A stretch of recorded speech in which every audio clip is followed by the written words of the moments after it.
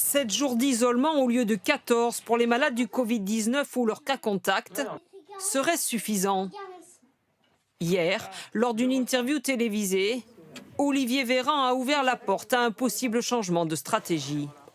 J'ai demandé aux autorités scientifiques de me donner un avis pour réduire cette fameuse quatorzaine, qui est sans doute trop longue.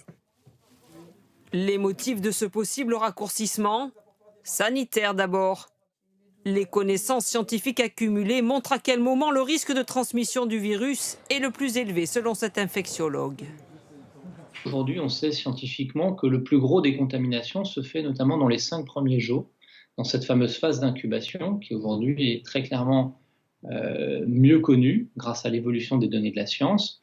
On n'a pas de raison de prolonger outre mesure l'isolement au-delà de ces 16 jours.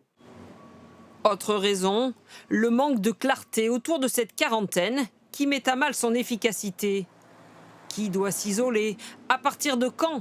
Dans quelles conditions? Mais pour ce médecin généraliste, réduire l'isolement à 7 jours s'avère aujourd'hui risqué. Incontestablement, le délai de 7 jours devrait être suffisant. Seulement, les capacités de test actuellement ne sont pas adaptées à ce délai de 7 jours. Quand on a des résultats qui peuvent attendre 3, 4, voire 5 jours, comme ça a été le cas de 2 de mes patients encore cette semaine. Actuellement, on n'en est pas capable. Compte tenu de la reprise de l'épidémie, certains experts recommandent eux aussi la prudence et plaident pour l'instant pour un maintien de la quatorzaine.